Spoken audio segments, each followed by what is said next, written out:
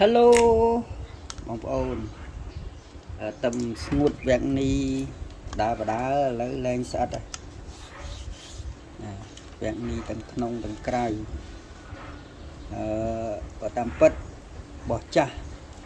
បងប្អូនគាត់ផ្ញើមកឲ្យធ្វើជួសជុលទៅជាប្រេវិញបោះពីមុនមកប្រភេទ resistance racer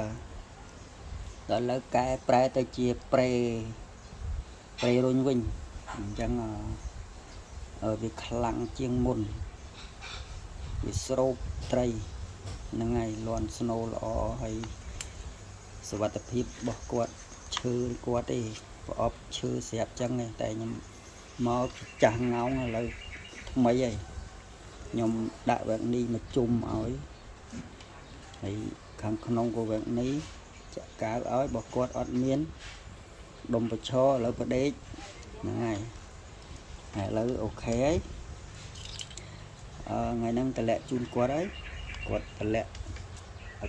លេងអាហ្នឹងដែរគាត់តម្លាក់មកហើយតែគ្រាន់ថាមិនទាន់ដល់អញ្ចឹងតើលុយមកដល់បានខ្ញុំផ្ញើទៅដែរហ្នឹងប៉ុណ្ណឹងអញ្ចឹងខ្ញុំតេស្តភ្លើងសំណូមពររបស់ម្ចាស់គាត់ថាធ្វើរួចឲ្យតេស្តភ្លើងឲ្យគាត់មើលឥឡូវតេស្តភ្លើងបន្តិចចែកជូនបងប្អូនមើលនិងម្ចាស់គាត់ស្ដាប់សលេងមកគាត់សលេងលយ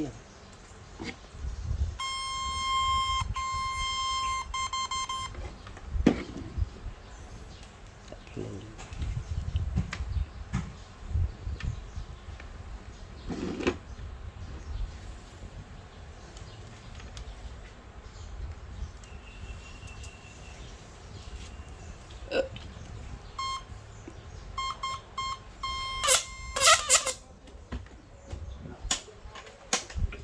ខ្យល់ខ្លាំងហើយ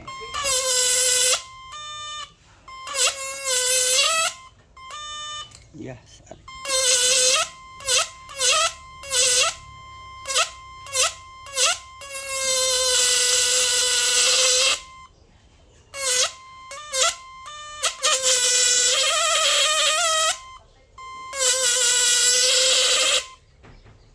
ពូ500វ៉ាត់